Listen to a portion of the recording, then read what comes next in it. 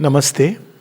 So we are with thoughts and aphorisms from Collected Works of the Mother, Volume 10, where we have Sri Aurobindo's aphorisms and the commentaries. And we know that the background is when the mother had stopped going to classes and she said nobody is interested in the classes. So then she, of course, many of them Taradi had taken and some people took to her and she started giving commentaries. So in the beginning we see long commentaries. But later on, as she entered into the yoga of the cells, after 62, more and more, so the commentaries became shorter and shorter, more and more direct and precise. But these thoughts and aphorisms, as the mother has said, revealed to us, and one can see, they actually pierce a hole or a gap from the mind to the supermind. So they are wonderful means to give a shock to the mind and bring in a new knowledge which otherwise is trapped in our fixed ways of understanding, thinking, carrying on with life. So and that's what new consciousness is going to do. It is going to as it takes over, new faculties are going to emerge which will govern human life. So when mother was asked that how will the new consciousness and the new being, the Superman, how is he going to govern his life if the conventional moral and ethical standards are gone? For example, she says that how do you become a human being? She says when you develop a moral reason, and by moral reason you subordinate the vital. That's what is a sign of human beings. Otherwise one is an animal. But how do you become Superman? When you subordinate reason and the moral by something still higher. So what is that something still higher? It is the intuition. So, as man progresses from man to Superman, he will slowly begin to develop the faculty of intuition, inspiration, revelation, and therefore he will discover his right law of action through these faculties, rather than through a rational analysis, ifs and buts and pros and cons, which is what we do now and miserably fail. And there will be a phase when more and more human beings will begin to lose this power of reasoning. You see, this is what the mother has foreseen. It's because, and she gives an example. Every new species, as it comes, it begins to lose the power that governed it. So you see the animal, tremendous vitality. You have to lose it for the mind to develop. Human beings don't have that vitality of the animal. Similarly, the mind as it operates now, will have to change. Now, if we continue to keep on applying reason as we understand, reason has its place, and that place is to organize the vital life. That's all. It can discipline. But the moment we try to understand the infinite by reason and think that thus we can go, then we are making a mistake because that fellow is not equipped. It is like a ghoda gadi which can take you only. It cannot take you on to the mountain tops of the spirit. For that, other faculties are required which can connect our human being, human nature, human mind as it stands today in the course of evolution with the infinite. And Sri Aurobindo is describing these faculties which will become more and more common in the new race and the new consciousness. Till then, we will have 2 or 3 washout generations who are neither here, they are not rational. Many will lose reason and fall into intra-rational. And there will be others who are striving for the greater faculties but may not immediately have free access to it. So these are challenges of evolution, not to worry. So one of them that Sri Aurobindo is describing is inspiration. So inspiration is, we know Vedic Rishis spoke about the 7 rivers of inspiration. Of course, Mother reminds us, Sri Aurobindo gives his meaning into it. Don't see the dictionary meaning. Because everybody, I am getting inspiration. This is a vital inspiration. You feel the urge to do something and people do. That's not inspiration. It's not even eloquence of speech, but something else. So she will reveal to us. Inspiration is a slender river of brightness. It's luminous. So wherever inspiration flows, it illumines. That's its characteristic. Eloquent speech plays with words. Sometimes bombastic words, sometimes very scholarly, you feel highly intellectual. That's not inspiration. Inspiration has this capacity of bringing clarity, insight. Inspiration is a slender river of brightness leaping from a vast and eternal knowledge. It comes from the supermind, vast and eternal knowledge. It exceeds reason more perfectly than reason exceeds the knowledge of the senses. That's why it is inspiration which can reveal to us at the truth. At the level of reason, for every thesis there is a antithesis. For everything that you prove, you can equally disprove. Also because it's dependent on the data of senses, but inspiration doesn't operate like that. It comes directly from the source. And how to recognize, because inspiration may not be perfectly revealed? Well, through a higher and greater inspiration. So this is the aphorism. Inspiration is a slender river of brightness leaping from a vast and eternal knowledge. It exceeds reason more perfectly. Mark the words, more perfectly than reason exceeds the knowledge of the senses. So it is something new she is adding to the Gita. Very often people say, what is new she is adding? In the Gita we have a description. Greater than the senses is the mind. Greater than the mind is buddhi. Greater than the buddhi is the great self, is the soul, self. And greater than the self is that. Now you see there is something missing. That missing, that connecting link is the river of inspiration. Intuition. These are the new faculties. Not that you cannot go leap from here to there, but here it's about new manifestation. Inspiration brings into manifestation things which one discovers there. Otherwise you can take a leap from buddhi, leap to that. So now the mother reminds us there are dictionary definitions which are the ordinary explanation of words as they are commonly understood. These do not make you think. That's why always it's much better not to rush to dictionary.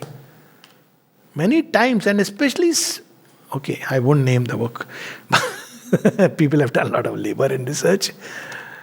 The word which is a common, and all mystic literature actually, if you look into any mystic literature, the symbols are so interesting and fascinating. Even you pick up Kabir and try to understand it based on conventional understanding of the meaning.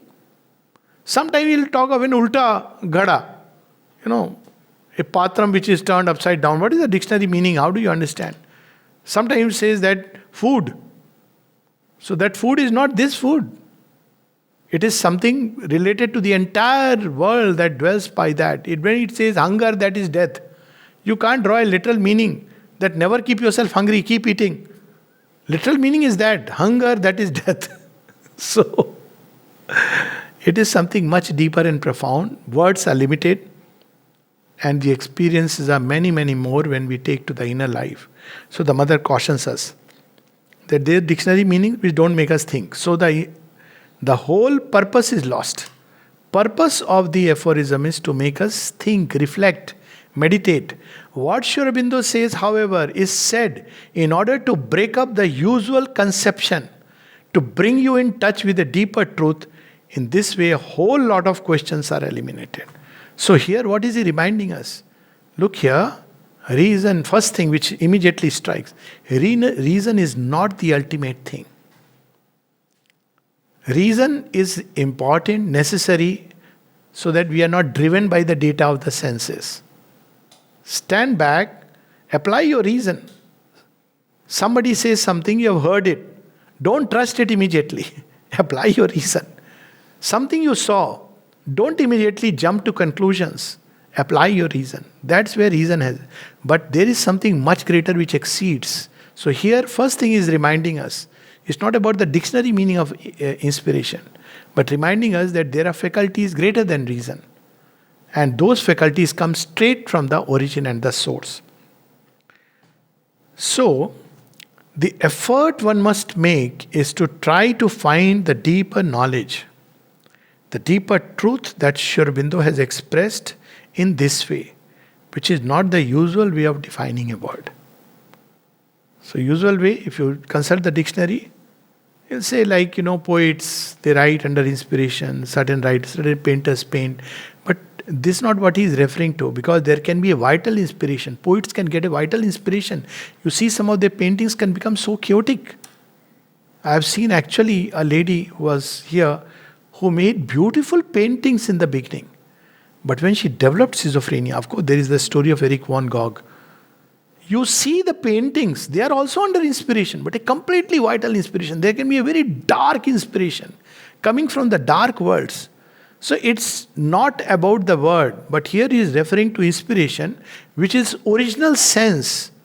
Original sense is that it comes from the eternal source. Now, when it enters, it gets deformed. That's a different story, and she will reveal to us about that. When, in last week's aphorism, Sri Aurobindo opposed, as one might say, knowledge to wisdom, he was speaking of knowledge as it is lived in the average human consciousness. So if you take it in the Sanskrit word Vidya, she is not speaking anything that, no, that is inferior. Vidya, in the Upanishadic sense, is wisdom. It's based on oneness. You translate its knowledge. But the way we understand knowledge is an ignorance, which is a different thing altogether. Why? Because it's built on instruments which do not have the capacity to see the truth. The principle here is that these instruments are insufficient. And we took that example last time, that you see a virus. Virus is only a front appearance of something much different inside. And the senses cannot tell us, reason cannot apply itself and arrive there. So therefore, the knowledge, which in last aphorism we read, knowledge and wisdom, is referring to knowledge as it is normally understood in world. Worldly knowledge based on worldly means. There is a spiritual way of gathering worldly knowledge, which is a different thing altogether. So she reminds us, it is of the knowledge that is obtained through effort and mental development. So worldly knowledge as scientific knowledge, all this kind of knowledge is obtained through effort. Another quality of inspiration, it comes effortlessly. Sri Aurobindo uses the word in Synthesis of Yoga as a galley slave labor. I am done with that. That's how he explains. So galley, I have to write this, I have to do this. That's why he encouraged those who had the inclination to write poetry, or those who were into embroidery, because through all this you open ultimately to the faculty of inspiration. Otherwise it remains blocked. So usually it is through much effort and mental development. For example, he says, when poetry is completely inspired, everything comes, the language, the words, the arrangement. And I can share this on a very personal note, that even you will know this word is not the right word. You don't know the reason. Words which you don't know the meaning, at least it's happened with me, that a word has come whose meaning I don't know. So, but that time I write, I go back and refer. What is it meaning? I see, this is just the perfect word. Or there'll be a word which you feel, this is not exactly what it is, but that time your inspiration is not giving you just that right coin. And after some time, that perfect coin comes. So that's how it works, which is a different mode of working than the mind which is struggling and with great effort. Whereas here, on the contrary, the knowledge he speaks of is the essential knowledge, the supramental divine knowledge, knowledge by identity. And this is why he describes it here as vast and eternal. Because he's used the word here, knowledge. Whereas in the previous one, knowledge is something inferior to wisdom. So people may get confused that what is this vast and eternal knowledge? So the mother reminds us, this supramental divine knowledge, knowledge by identity, which in fact is the only perfect way of knowing. And this is why he describes it here as vast and eternal, which clearly indicates that it is not human knowledge as we normally understand it. Human knowledge is very limited. It moves in a very limited sphere. It has its utility. That last time we read. It has its utility, limited utility. But it cannot reveal us either things in totality, or it cannot reveal us the essence or the truth or the real purpose. It can at most give us some understanding of the processes, which is okay, which has a workable arrangement. Many people have asked why Sri Aurobindo said that the river is slender. Well, all rivers start like that. It's only as the opening becomes wide. What is that wonderful little poem, limerick style poem of Sri Aurobindo? I am opening, groping. That's how you say. The new consciousness is opening. So in the beginning, it's like trickles, and he has given this example. In the beginning, it is trickle, a drop here, a drop there, and most often people reject it, or they say, "Oh, it is very painful, laborious." They fall back on the old way. But if you allow this inspiration to grow, now again, one must understand it doesn't mean that I'll wait. Suddenly a patient comes and randomly I'll wake up and say, okay, I'll use this medicine. It's not that way. That is horrifying. One has to grow in intuition. One can do that. Some of the mothers' treatments are so offlandish. You can't understand it from the medical point of view, and yet they work so wonderfully. There was this lady, Pushpa Ben, who was suffering from chronic this cold and phlegm for a long time.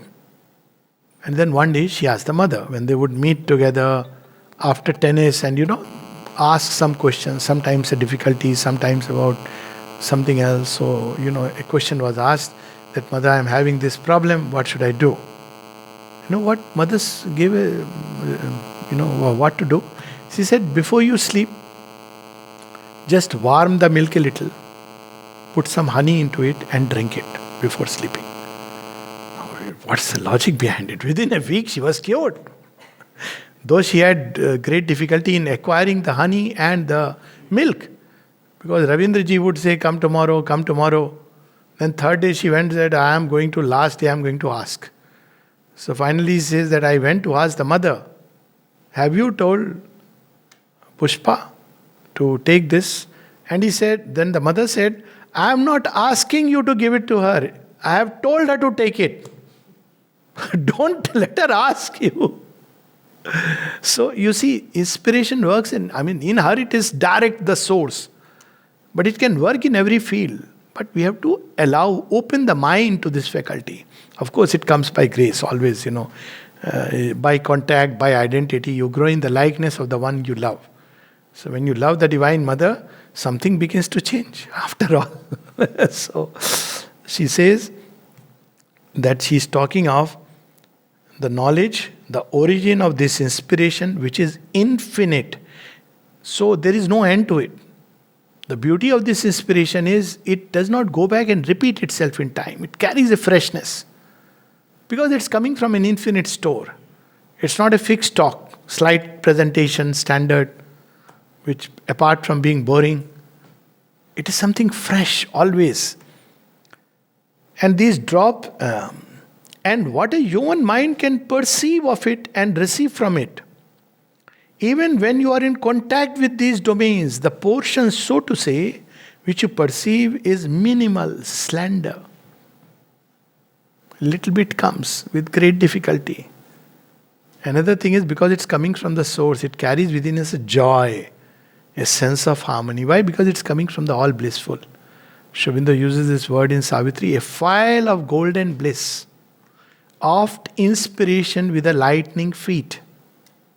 In Savitri, the beings of the new consciousness, they will start operating with inspiration, intuition, all this described in Savitri. Oft inspiration with a lightning feet. And she brings the messages of the gods. And how what is the feel it gives to the consciousness? As if a golden file of bliss. So you'll feel that rasa, the joy which comes. Why? Because it brings that joy. It comes from the source of joy.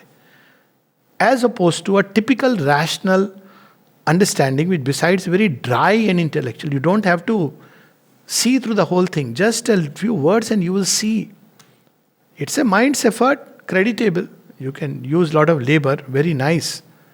But then one should know the difference between these two faculties. So she's saying, in the beginning it is slender, like falling drops.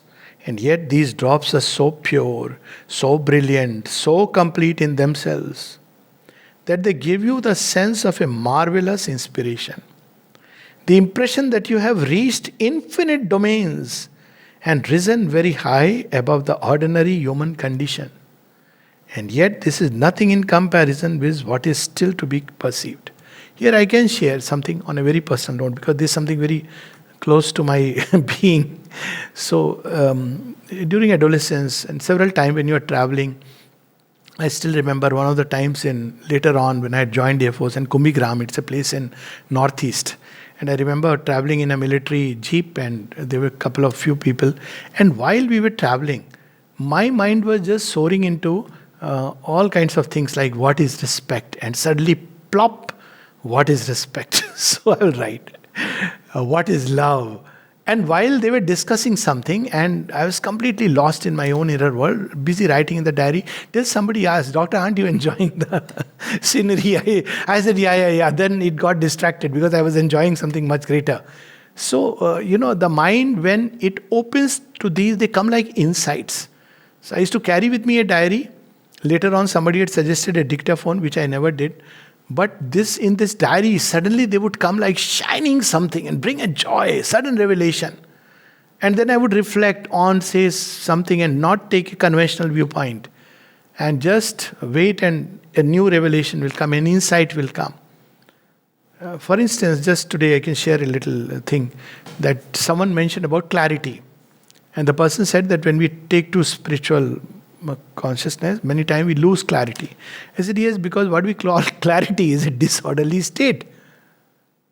Now, we call it clarity. Why? Because based on a certain standard pattern of life, we live a life. And it's very clear. Our goals are clear. What we want to do is clear. But what happens when a new light comes? It shows us that this is not it. The frames are gone. And so initially it brings in what can appear like a confusion, but it is the step towards true clarity, because now a new light, and then this came very spontaneously, that the only clarity is to see things in God's light. That is the only light where there is perfect clarity.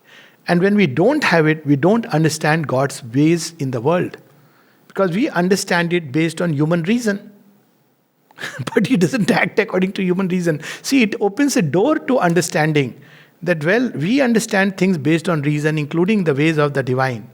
We cannot, because that light is missing. Reason is a very small little lamp. That's how it's described in Savitri, in kingdoms of the little mind. And inspiration, intuition in kingdoms of the greater mind. Of course, there is a yet greater beyond, which inspiration reveals to us. Once we enter into that river, it tells us, don't stop with Gomukh.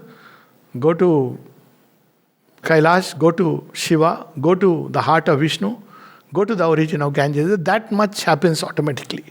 But if you are satisfied with the Ganga Jal which has come to your home, then it's a different story. Every time somebody goes, give me some Ganga Jal, get some Ganga Jal. So this is what is called as going to the source. I have also been asked if the psychic being or psychic consciousness is the medium through which the inspiration is perceived. And the mother says, generally, yes, it is the door to the supermind. You see, mother reveals again and again, we think it is by the intellectual faculty we can arrive, because the word, again, supermind. So by stretching the mind, and mother has said this is a common mistake people make. And while there is a place of intellectual mind, like there is a place for everything, but don't stretch it beyond its true domain. While we are in human ignorance, either by completely quietening the mind or by opening a door in the psychic that we can glimpse the infinite and have some glimpse of the supramental truth. There is no third way. Intellectual mind can stretch itself, and after a point, the truth will vanish. It will get lost in an abstraction. That's what happens when people intellectualize conceptions of God. And afterwards you lose track, who is this God? So she is saying generally, yes, the first contact you have with higher regions is the psychic one. So we have to open the doors of the psychic. There are no shortcuts to that. How much ever one may intellectualize, there is no shortcut to opening the psychic door. And this happens through, best of course, through bhakti, through shraddha, through faith, through the spirit of service to the divine, by quietening the surface vital and the tumult of desires, then, which is the desired soul, then we open this door. By inwardness and concentration. The medium through which the inspiration is perceived. Generally, yes. Certainly, before an inner psychic opening is achieved, it is difficult to have these inspirations. Otherwise, we have, political speeches, which is different thing altogether. Of course, most of them have prepared things. That's why they end up making blunders. Like in one of the meetings, I heard what a greatness Sri Aurobindo had. He was really great. Like the Buddha, he was born and he had the nirvana and he had the enlightenment and the departure on the same date. And he was bold enough to say 5th December before I could feel horrified and few others. And he said it with what a confidence. And the crowd was nodding. So it's a sight. So when fortunately my turn came later, I said, I'm sorry, I have to correct a few things before we go later. It was not Sri Aurobindo was born on 15th August. The light was born on 15th, and I gave it a different turn altogether. And that light stays with us forever. It is not withdrawn on 5th December. So it took a different turn altogether. So, but people say, now that is not inspiration. That is all kind of gibberish. So she says, first is through the psychic door. Otherwise, it's very difficult. It can happen as an exception and under exceptional conditions as a grace. So second thing is grace. Especially if there is a work which is given, the grace gives all that is necessary. And it can act in every domain. I know Chandradeep ji, who used to take the letters to people, had this faculty that when the letter came, he would sort out automatically this for this person, this person. Similarly, when you're working in dining room, your hand should be able to pick up exactly the amount that is required. So that's because you're doing service. And it can come as a grace because there is a certain work which has to be done for which the divine is picked up and automatically all that is needed is given. So it can come as a grace. First is psychic door, second is grace. But the true contact comes through the psychic because the psychic consciousness is certainly the medium with the greatest affinity with the divine truth. So she goes back to, yes, it can come as a grace, but no shortcut to not finding the soul. Later, when one has emerged from the mental consciousness, which is a consciousness full of constructions, actually when you emerge, it's a relief. Otherwise, there's so many constructions of various kinds, social, moral, religious, conventional, all kinds of systems, theories, beliefs, patterns. And one has to emerge from that. Later, when one has emerged from the mental consciousness into a higher consciousness beyond the mind, beyond even the higher mind, she's not yet speaking of the supramental, beyond even the higher mind, and when one opens oneself to the overmind regions and to the overmind to the supermind, one can receive inspirations directly. The sign of opening to overmind is that suddenly you see the same idea clothed in different forms.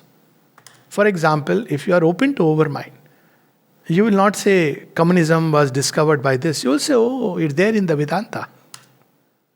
You will understand that what Rama gave to earth was socialism of a very high kind.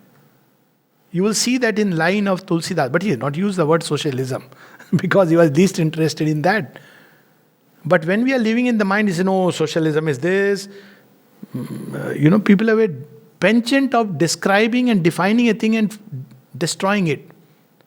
There are words like egalitarianism. Try to find the meaning and you will say. But all these things have always existed. And you will see how different ages, the same truth has been,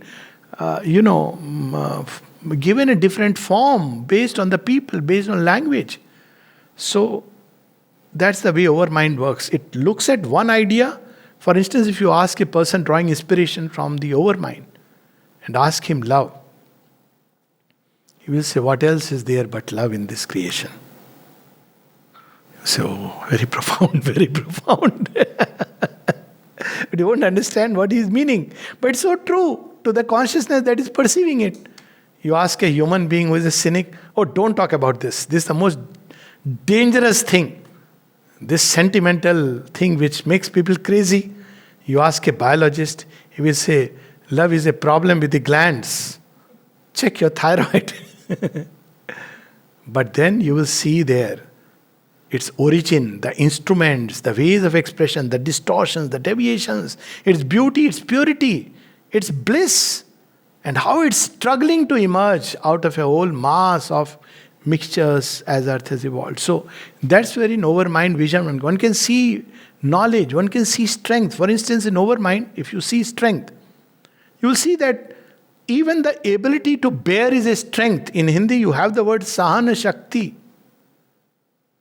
And unless you have the strength to endure, you will never have the strength to change. People who cannot endure are very weak. So they are very violent. They cannot have the capacity to bring change. But true strength is always calm. You begin to see all this from that region. Whereas at the earthly level, in ordinary, if you are strong, it is considered a weakness. Oh, this fellow, it doesn't do pratikar. It doesn't immediately cut the person back into size. Not realizing this is true strength. The day that such a person who has practiced it speaks, that word carries a power. That's how the rishis had this power.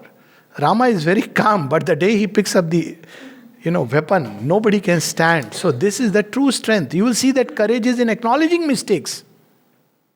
New dimensions of courage, new understanding of ethics will begin to emerge in these domains, higher domains. So we come back to overmind and supermind. One can receive inspirations directly if one is open to these higher regions. And naturally, so third is to ascent of consciousness.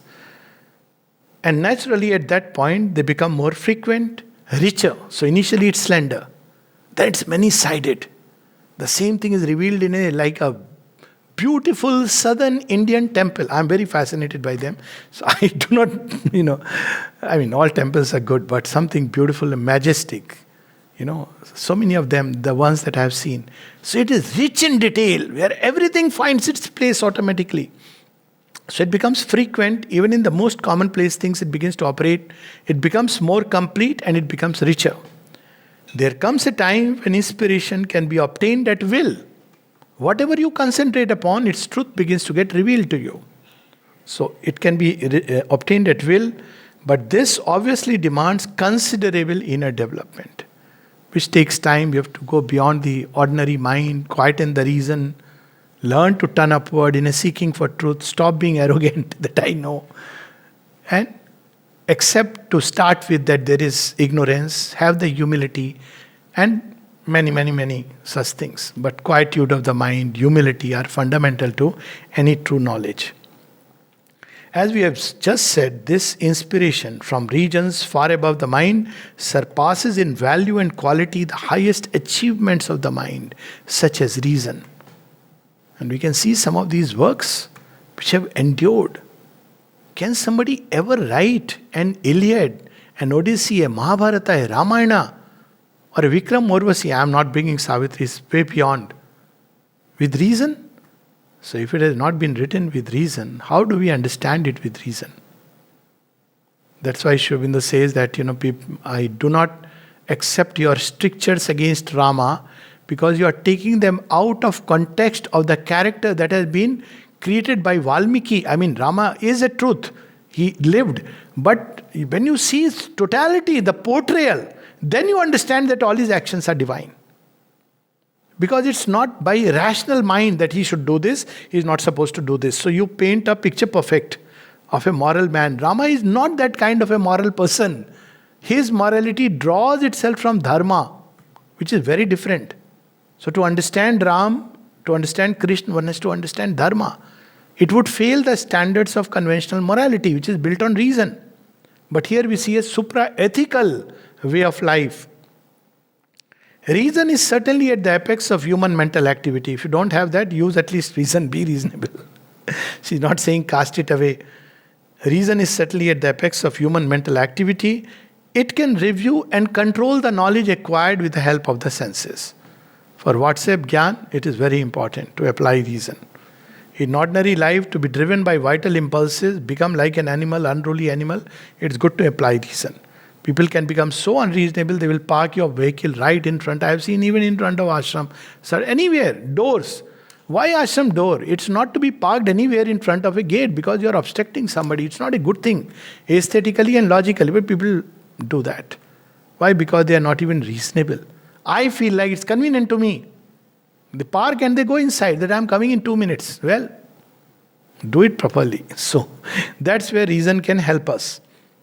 It has been said that the senses are altogether defective instruments of knowledge, that they are incapable of perceiving things as they are, that the information they supply is superficial and very often faulty. And now you see, Mother gives a punchline. When it is fully developed, the human reason knows this, the limitations of the senses, and does not trust the knowledge of the senses. Reason itself will tell us, I don't perceive the entire range of phenomena, even appearance. It is only if one is infra-rational, if I may say so, that one believes that all one sees, hears, or touches is absolutely true. As soon as one is developed in the region of higher reason, one knows that all these notions are almost essentially false and that one can in no way rely on them. But the knowledge one receives from this supramental or divine origin surpasses all that can be conceived or understood by reason, at least to the same extent that reason surpasses the knowledge of the senses. I'll stop here, and please, we can read it fully. Whoever is interested, where person asks what are the conditions. So basically, she says that to quieten the mind, to turn it upwards, to make it receptive. Receptive means don't have preconceived ideas. One of the big problems when we study Sri Aurobindo, to be ready to receive, to make the mind wide and plastic and supple and open to new truths. The constructions prevent new truths from coming. So all this, nowadays we use the word lateral thinking. So all this is to turn it upward, remain in a state of silent and attentive receptivity. The more one is able to establish a silent, perfect calm in the mind, the more one becomes capable of receiving inspiration. And then these inspiration can apply to everything, not only in the field of higher truths, but in their application, in science, in art, in music, and in writing, in action. The goddess of right action is called Dakshina. She tells you what to do, which may be very different from what the conventional mind wants to do. So it is a light of truth. What the human consciousness does with this drop depends on the attitude, the need, the occasion, the circumstances. And finally she says that all these things we will read as they go in a general and almost absolute way. If you truly wish to profit from these readings as from all of Sri Aurobindo's writings, the best method is this: having gathered your consciousness and focused your attention on what you are reading, you must establish a minimum of mental tranquility. The best thing would be to obtain perfect silence and achieve a state of immobility of the mind, immobility of the brain, I might say. See, what is the immobility of the brain? Have you seen when brain is overactive, it gets heated up literally, and too many thoughts are jostling. And when brain is relatively immobile, quiet, the machine is so wonderful, it is receiving things. So she says, at least a minimum of mental tranquility. At least you make the surface consciousness still. Then what one has read passes through the surface because it's quiet and penetrates deep into the being where it is received with a minimum of distortion. Afterwards, sometimes long afterwards, it wells up again from the depths and manifests in the brain with its full power of comprehension. Not as knowledge acquired from outside, but as a light one carried within. So, to read Sri Aurobindo doesn't matter if we don't understand. To read in attentive quietude, with consciousness turned towards Sri Aurobindo, not with so many preconceived notions. A mind which is constantly debating and questioning with every sentence, bringing ifs and buts and ands, but just to remain quiet, turn towards Sri Aurobindo, that I don't understand, but you can make me understand. I stand under you. Now teach me. And in that attentive quietude, we will receive the right knowledge, and over a period of time, the faculties of inspiration, intuition, revelation, right action, all these will spontaneously develop, which are going to be the normal acquisition of beings of the higher consciousness and the part of the new creation. Namaste.